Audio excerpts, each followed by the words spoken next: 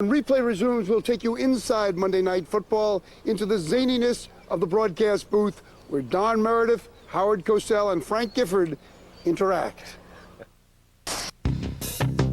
By the late 60s, prime time remained the only unconquered frontier for the NFL on television.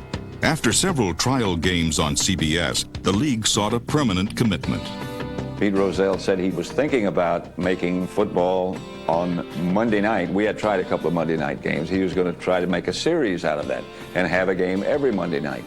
And because he felt such loyalty and friendship, I think, with Bill McPhail, he said, I wish you'd carry it. And at that time, I think CBS on Monday night had I Love Lucy and had maybe Gunsmoke or whatever. But CBS was clearly number one, the number one network, and it was pretty tough time to make a change. NBC also passed, but ultimately third place ABC was more receptive. Still, network sports chief Roone Arledge knew the primetime audience demanded entertainment as well as spectacle. So his first hire was a controversial ex-lawyer named Howard Cosell.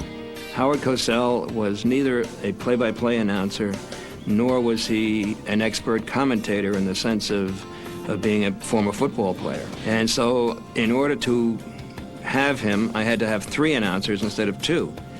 And there'd never been 3 announcers before, and everybody said, you're out of your mind, and they'll be tripping over everybody and all the rest of it.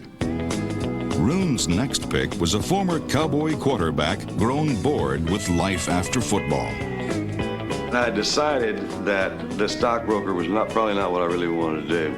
I had met a few people that had said, hey, why don't you go do TV work? So I wind up going, and we go to Old Toots Shores, and spent 3 or 4 hours and signed it on the back of a napkin, and that was pretty much it. Play-by-play man Keith Jackson rounded out the original team, which made its primetime debut in Cleveland. Nobody else wanted it. Nobody wanted to play it, fearful that it would die at the gate. And I said, let me take a chance in Cleveland. Just give me the Jets, because of the New York audience, to give ABC a jump. And we had the largest crowd in Brown's history, never to be repeated. A very, very dramatic night. Almost immediately, viewers discovered that on Monday Night Football, television itself was nearly as big a star as the players on the field. 15 seconds to air. Stand by, all cameras. Ready with slow motion and isolated cameras. Stand by, videotape, and roll tape. And tape is rolling in less than 5, in 3, 2, 1. Take tape.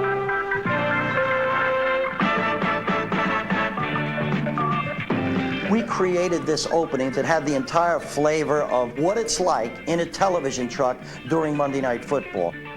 I had 10, 11 cameras on Monday Night Football. I had my cameras everywhere. They couldn't hide from me. The players were there, and my cameras were there. If they did something, I found it. I think the first year we may have had 10, 12 cameras. They had cameras they didn't even use. But literally, the American public saw a different game. They saw it from different angles. They saw it from, they also saw it in prime time. The tenor of the hometown crowds had also changed. When Frank Gifford joined the broadcast in its second season, he too realized Monday Night Football had become a local celebration. It was like a carnival. I mean, we would come into the city, and Don had a great name for it. He called it Mother Love's Traveling Freak Show. I walked onto the field, and I see all these people have all these banners up all over the place. And I'm saying to myself, boy, these people have taken the time to do banners on Monday Night Football, banners about Cosell. I remember going to every NFL city. The carpet is out for us, the luncheons, the dinners, the gifts. I don't think the people got enough credit for the popularity of Monday Night Football. We found a bowling league that had stopped bowling on Monday night because of Monday Night Football. And by the time we were finished with our spin on the story, anybody who was a man couldn't possibly bowl on Monday night. The story became reality. In the days before satellite uplinks and sports channels, Howard Cosell's halftime highlights became Monday night must-see TV. Howard was a remarkable talent. Howard knew everything from how to use his voice inflection to his native intelligence, quite frankly. And he was remarkable at presenting the halftime highlights. Again, these plays to evidence the rugged, the taut defensive nature of the contest. That's Larry Smith, once of Florida, and the tackling is brutal.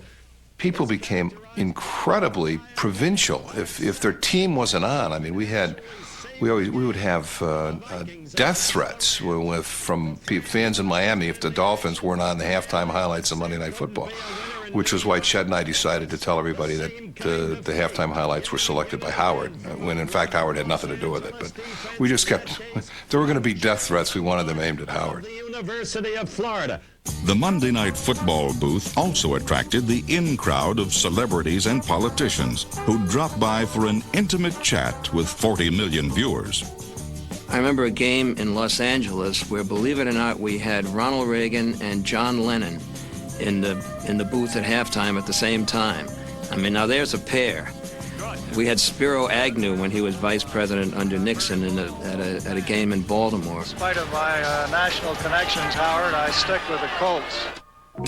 But the show's biggest drawing card became the announcers themselves, the battling trio of Cosell, Meredith, and Gifford.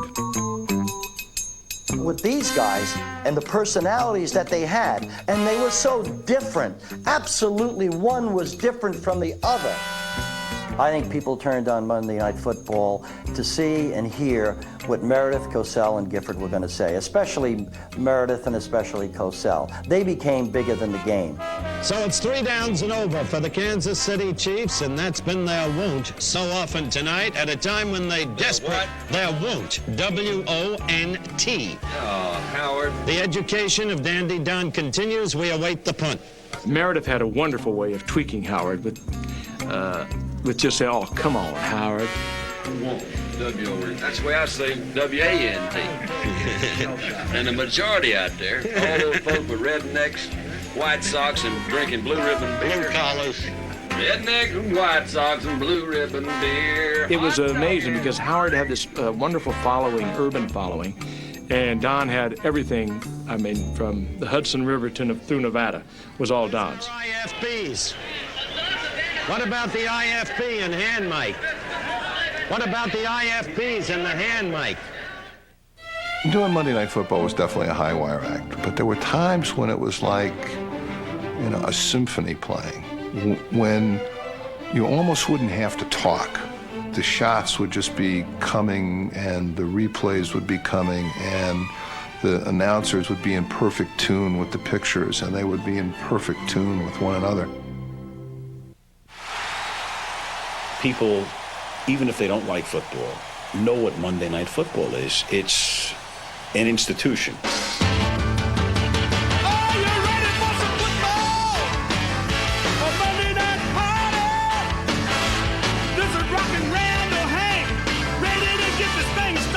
Monday Night Football. Those are words that still give me goosebumps. All my rowdy friends are back for Monday night.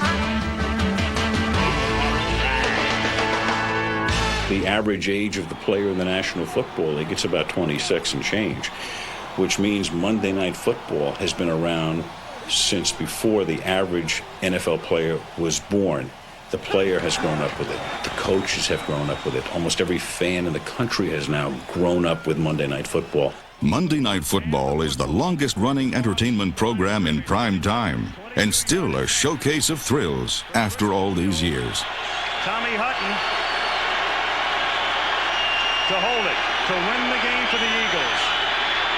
And drops it, and Hutton loses the football. You believe this? And Dion will tell you it's divine intervention, and nobody's going to argue with him. And this game is over. Unbelievable. That's as improbable a win as we've seen on this package in God knows how long. How about I've been here 27 years. You know something, though? In this glorified business of ours, the premier package is Monday Night Football. The flagship, the bell cow, whatever you want to call it, the premier vehicle of the National Football League on television is Monday Night Football.